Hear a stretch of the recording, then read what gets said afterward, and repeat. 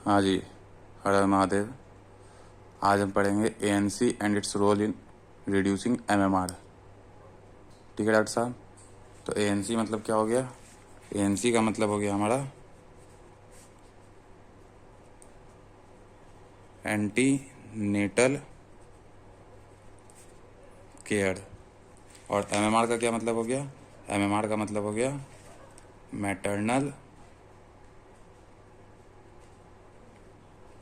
Mortality rate.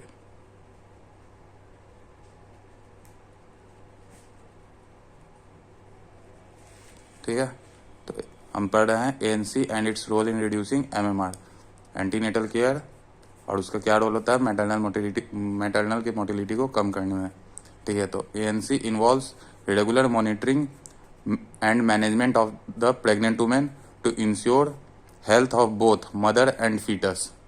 ठीक है, तो एएनसी में हम रेगुलर मॉनिटरिंग और मैनेजमेंट करते हैं प्रेग्नेंट वुमेन का, ताकि मदर और फीटस दोनों के हेल्थ को हम मेंटेन कर सके। ये हम कैसे करेंगे?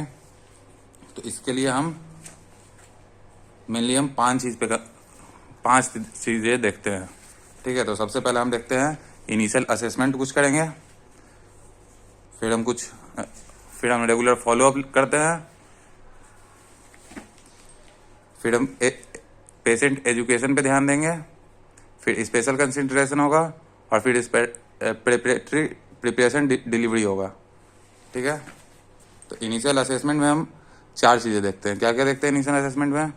इनिशियल असेसमेंट में हम देखते हैं history taking, physical examination, laboratory test और अल्ट्रासाउंड। ठीक है, तो हिस्ट्री टेकिंग में हम देखेंगे मेडिकल हिस्ट्री, सर्जिकल हिस्ट्री और ऑप्स हिस्ट्री। ऑप्स हिस्ट्री में प्री एग्जिस्टिंग कंडीशन को भी देखते हैं, obs history including pre existing condition. ठीक है, फिर हम देखेंगे फिजिकल एग्जामिनेशन इनिशियल असेसमेंट में। तो फिजिकल एग्जामिनेशन लाइक क्या क्या फिजिकल एग्जामिनेशन कराएंगे? जनरल हेल्थ एग्जामिनेशन कराएंगे, वेट कराएंगे, बीपी कराएंगे और पेल्विक एग्जामिनेशन कराएंगे।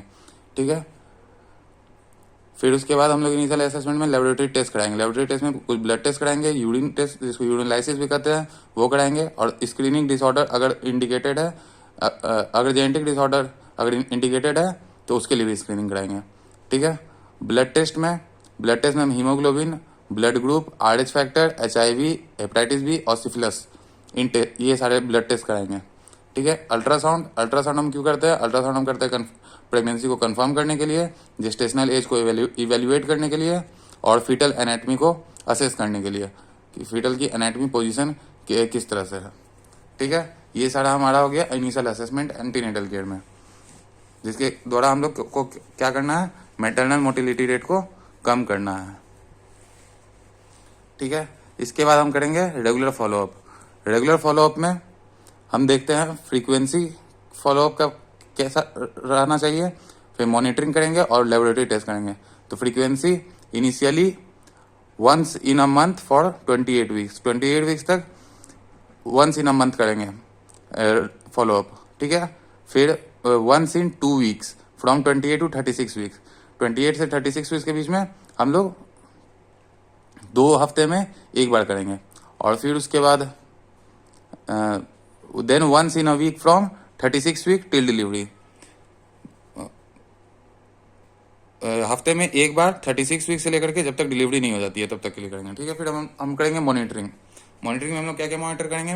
मॉनिटर में हम लोग करेंगे मैटरनल वेट गेन, मतलब मदर कितना वेट गेन कर रही है, बीपी को मॉनिटर करेंगे, फीटल ग्रोथ को मॉनिटर करेंगे और फीटल हार्ट रेट को मॉनिटर करेंगे।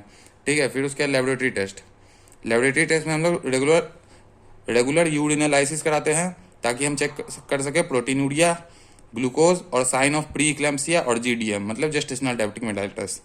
ठीक है, साइन ऑफ प्री इक्लेम्सिया तो हमें पता है हाइपरटेंशन देखने को मिलेगा पेशेंट में, और रिस्क ऑफ सीजर देखने को मिलेगा, इक्लेम्सिया में कन्वर्ट हो जाता है। ठीक है, फिर उसके बाद हम देखेंगे एजुकेशन।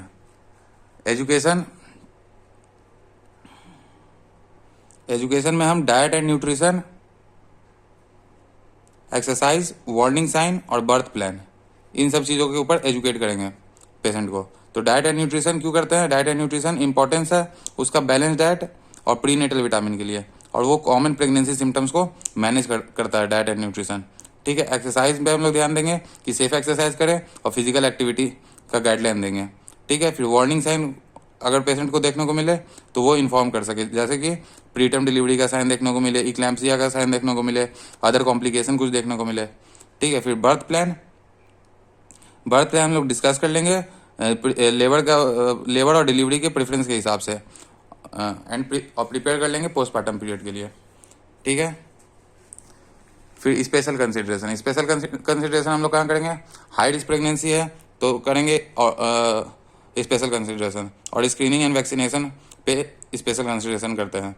ठीक है, तो हाई रिस्क प्रेगनेंसी जो है वो इंक्लूड करता है कंडीशन, जैसे कि किन किन कंडीशन में हाई रिस्क प्रेगनेंसी हो सकता है? हाइपरटेंशन हो, डायबिटिक मेलाइटिस हो, मल्टीपल जेस्टेशन हो, प्रीवियस प्रेगनेंसी कॉम्प्लिकेशन हो और प्री एग्जिस्टिंग मेडिकल कोई कंडीशन हो, तो इन कंडीशन को हम लोग हाई रिस्क प्रेगनेंसी के अंदर हम लोग इंक्लूड करते हैं। ठीक है, स्क्रीनिंग एंड वैक्सीनेशन हम लोग ग्लूकोज टॉलरेंस टेस्ट करेंगे ताकि हमें जीडीएम जैसे कोई कंडीशन हो तो उसको हम लोग स्क्रीन कर सके। Screening by glucose tolerance test for condition like gestational diabetic. ठीक है, और फिर हम लोग टीडी और इन्फ्लुएंजा वैक्सीनेशन को कंसीडर करते हैं। ठीक है, ये तो देना ही है। ठीक है, फिर प्रिपरेशन फॉर डिलीवरी का प्रिपरेशन कैसे करेंगे? तो लेबर साइंस से और हॉस्पिटल एडमिशन से।